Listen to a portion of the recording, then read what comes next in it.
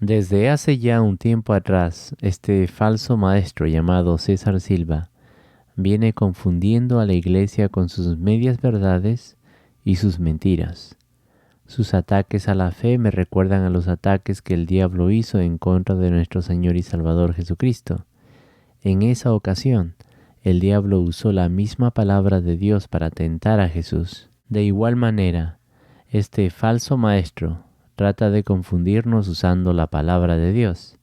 Nosotros vamos a hacer lo mismo que Jesús hizo y vamos a usar la palabra de Dios para refutar a este enemigo de la fe. Uno de sus videos se titula Satanás en la Biblia hebrea. Él empieza diciendo que Satanás no está en la Biblia hebrea y luego enseña que el ser espiritual opuesto a la voluntad de Dios, enemigo del hombre y al cual comúnmente llamamos Satanás, no existe, lo cual es una mentira. Incluso va más allá, llega a decir que los seres espirituales en la Biblia hebrea en realidad no son ni buenos ni malos. Él comienza su enseñanza con una verdad. Señala que la palabra Satán, la cual la Biblia hebrea usa para referirse a un ser espiritual en el libro de Job, también es usada en varias partes de la Biblia hebrea. La palabra hebrea Satán también puede traducirse como obstáculo o adversario, pero eso no significa que el ser espiritual o los seres espirituales quienes se oponen a la voluntad de Dios no existan. Una cosa es decir que cuando la Biblia habla de este ser espiritual, lo hace usando un título o un adjetivo, y otra muy distinta es decir que este ser espiritual no existe. Esto es, tergiversar la Escritura para enseñar una mentira. Toda la Biblia, tanto la hebrea como el Nuevo Testamento, claramente enseñan que existen seres espirituales opuestos a la voluntad de Dios, enemigos del hombre, y uno de estos seres espirituales es al que nosotros llamamos comúnmente el diablo, Satanás o Lucifer.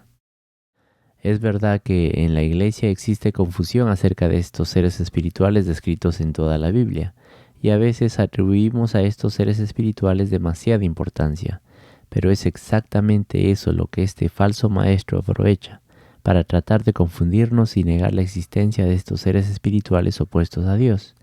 Este falso maestro está usando las dificultades que se presentan al traducir el texto hebreo al español para enseñar mentiras.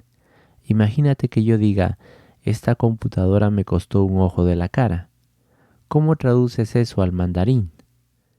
¿En verdad el que te habla es tuerto? No, gracias a Dios tengo ambos ojos. Pablo, basándose en una revelación divina más completa y clara, nos advierte en Efesios 6:12 que nosotros no tenemos lucha contra sangre y carne, sino contra principados, contra potestades, contra los gobernadores de las tinieblas de este siglo, contra huestes espirituales de maldad en las regiones celestes. Dependiendo de la traducción de la Biblia que uses, estos seres celestiales son referidos de 294 a 305 veces en la Biblia. Las referencias a ellos aparecen al menos 116 veces en la Biblia hebrea y 175 veces en el Nuevo Testamento. Los encontramos en la Biblia hebrea como la serpiente, tentando a Adán y Eva en el jardín en Edén. Los vemos protegiendo la entrada al jardín en Edén. Los vemos como mensajeros usados por Dios. Los vemos rescatando a Lot y su familia de Sodoma. Los vemos como espíritus que atormentan a personas como Saúl. Negar la existencia de estos espíritus celestiales, buenos y malos, es no solo ignorar la palabra de Dios, sino atacar la fe misma. Este falso maestro actúa como si hubiera descubierto América cuando dice que la palabra Satán no es un nombre propio. Él dice que esta palabra solo indica una acción, la de imponerse o obstaculizar. Él la traduce como obstáculo en Números 22, 22 y 23, Primera de Samuel 29:4, Segunda de Samuel 19:22, Primera de Reyes 11:14, Primera de Reyes 11:23, Primera de Reyes 11:25, en el Salmo 71:13 y en el Salmo 109:4. Y solo basándose en eso, llega a la conclusión de que Satanás no existe y que este ser espiritual mencionado en la Biblia hebrea no puede ser llamado malo o que esté opuesto a la voluntad de Dios. ¡Qué gran mentira! En los versículos que este falso maestro menciona, la Biblia hebrea no usa la misma palabra. La palabra Satán es distinta a la palabra Lesatán. Estas dos son a la vez muy distintas a la palabra Hasatán. En el libro de Job, a la palabra Satán se le agrega el artículo definido el, convirtiéndolo así en Hasatán o el obstáculo, y debe traducirse en este caso como el que se opone o el que obstaculiza, o como muy bien es traducido en muchas versiones como el adversario. Vamos a poner mayor atención al libro de Job, donde vemos a este ser celestial, en donde la Biblia hebrea no usa un adjetivo para nombrarlo, como enseña este falso maestro. El texto no dice Satán, el texto lo llama Hasatán.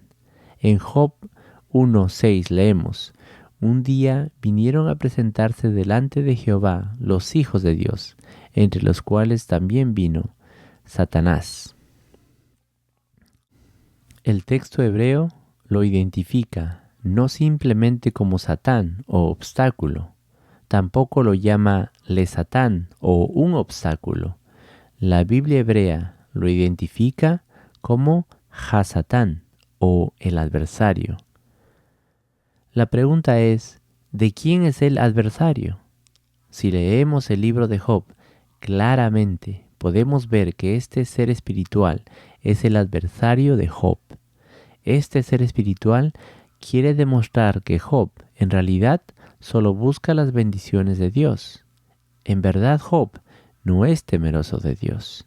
El texto claramente identifica a este ser espiritual como un adversario del hombre y por consecuencia como un ser opuesto a la voluntad de Dios. En Job, cuando se usa la palabra Hasatán o el adversario, no solo se está describiendo el carácter de este ser espiritual, sino además Hasatán se está usando como nombre propio para este ser espiritual. Por supuesto que Satán significa obstáculo o adversario, pero el texto no lo llama simplemente Satán. En Job, este ser espiritual es llamado Hasatán o el adversario. Esta es una dificultad al traducir el hebreo a otro idioma, en este caso el español.